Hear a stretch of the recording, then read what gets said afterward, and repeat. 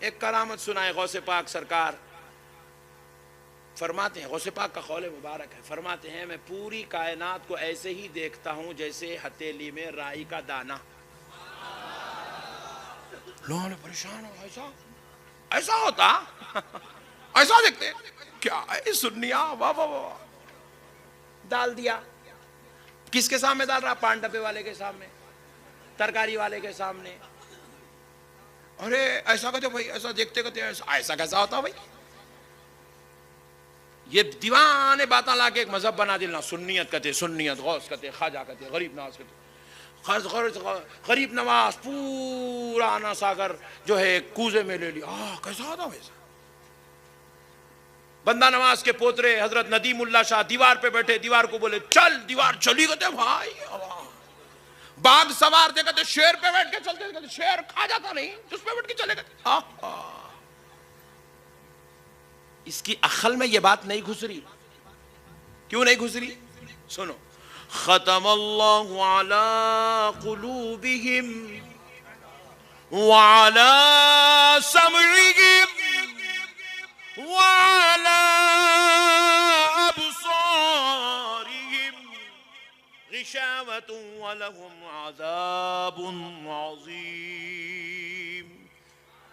اللہ تعالیٰ فرما رہا ہے جب ہم کسی کو دردناک عذاب میں مبتلا کرنا چاہتے ہیں تو ان کے دلوں پر مہر لگا دیتے ہیں، ان کی سماعت پر مہر لگا دیتے ہیں، جہاں سے وہ سنتے ہیں، ان کی بصارت پر مہر لگا دیتے ہیں۔ وہ دیکھ تو سکتے ہیں مگر دیکھنے سے ان کو ہدایت نصیب، وہ سنتے تو ہیں مگر سننے سے ان کو ہدایت نصیب، ان کے دل تک وہ روشنی نہیں پہنچتی ہے۔ ارے اللہ جسے عذاب میں مبتلا کرنا چاہتا ہے، جس کو دوزخی بنانا چاہتا ہے، اسے غوث اعظم کی بات سمجھ میں نہیں آتی، اسے غریب نواز کی کرامت سمجھ میں نہیں آتی، اسے بندہ نواز کا رتبہ سمجھ میں نہیں آتا، اسے رسول اللہ کی عظمت سمجھ میں نہیں آتی، مگر خدا کی قسم کان کھول کے سن لو مسلمانوں، یہ اولیاء اللہ اگر تمہیں غوث و خواجہ سمجھ میں نہیں آتے تو آؤ، کسی سنی مسلمان سے پوچھنے کی ضرورت نہیں ہے کہ ولی کا مرتبہ کیا ہے۔ ارے ولی کی شان یہ ہے کہ خود اس کے خدا نے اپنے مقدس کلام قرآن میں اس کی عظمت کو بیان فرمایا، اس کی شان بیان کیا ہے۔ سنو قرآن پاک، سورہ نمل، سورہ نمل، حضرت سلیمان علیہ السلام، بڑی جامع بات کہہ رہا ہوں، جو سن لیا پوری زندگی کبھی اولیاء اللہ کا گستاخ نہیں ہو سکتا۔ کان کھول کر سن لو مسلمانوں، سورہ نمل۔ حضرت سلیمان علیہ السلام کے پاس ملکہ بلقیس آنے والی ہے۔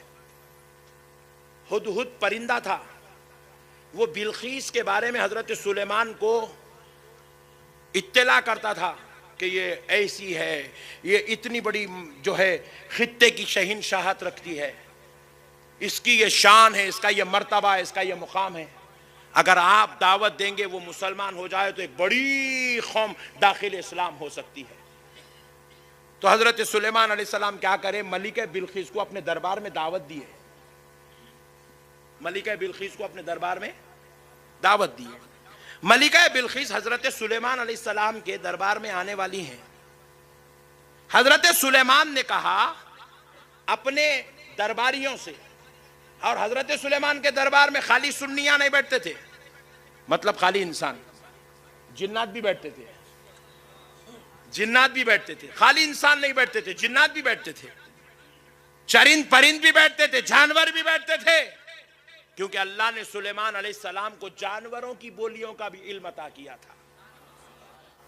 پیارے بزرگوں اور دوستو، حضرت سلیمان علیہ السلام کا دربار، حضرت سلیمان علیہ السلام نے کہا کہ حضرت بلقیس میرے دربار میں آنے والی ہے، بلقیس کے آنے سے پہلے ان کا تخت میں اپنے دربار میں چاہتا ہوں تاکہ میں ان کو ان کے شایان شان بٹھاؤں، ان کے دربار میں جو ان کا تخت ہے وہ یہاں مجھے چاہیے۔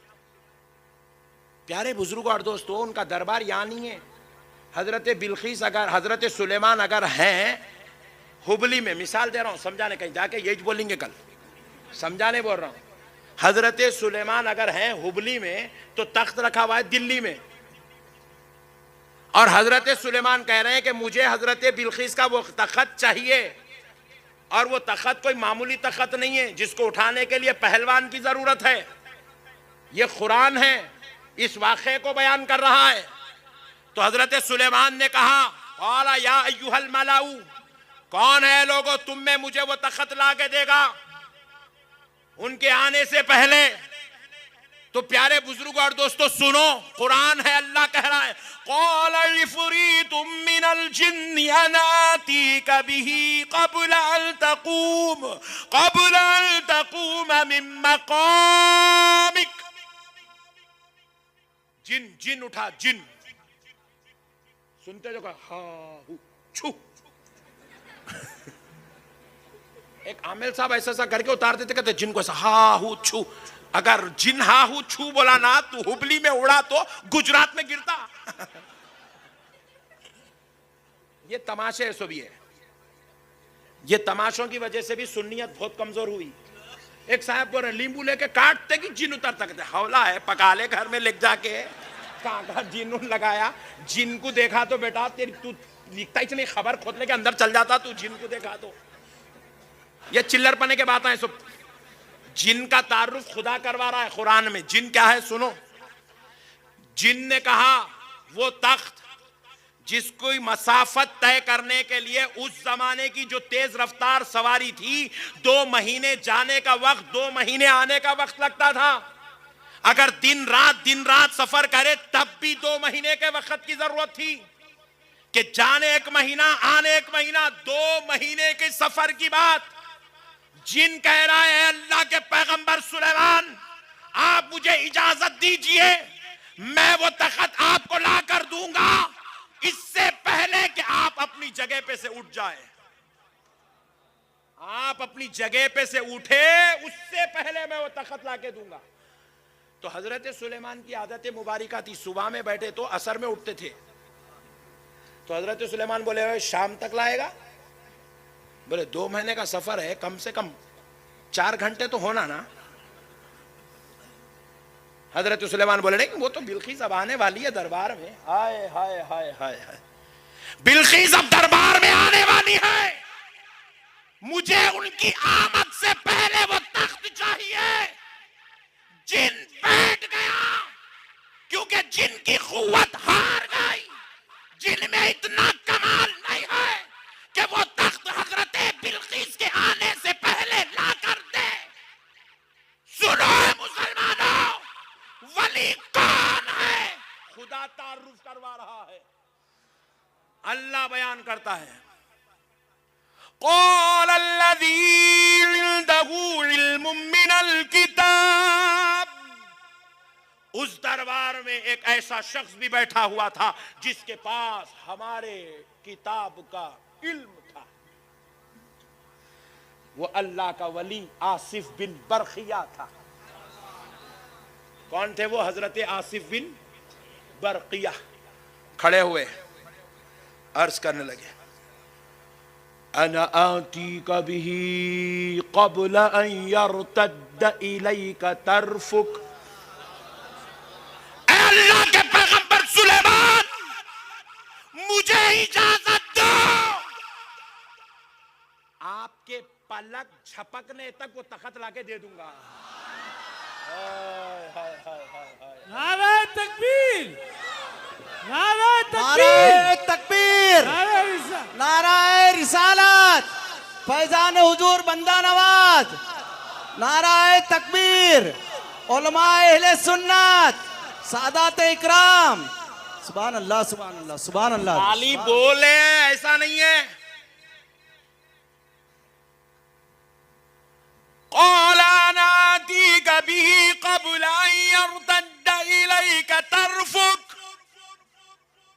آپ مجھے اجازت دیجیے آپ کے پلک جھپکنے تک وہ تخت لا کے دے دوں گا. ہائے ہائے ہائے ہائے ہائے، خدا بیان کر رہا ہے ولی کی قوت. یہ جبریل کی بات نہیں ہو رہی، یہ بات کسی فرشتے ملک الموت کی نہیں ہو رہی، یہ بات کسی اللہ کے پیغمبر کی نہیں ہو رہی، یہ بات اللہ کے ولی حضرت آصف بن برقیہ کی ہو رہی. ارے مجھے کہنے دو، میرا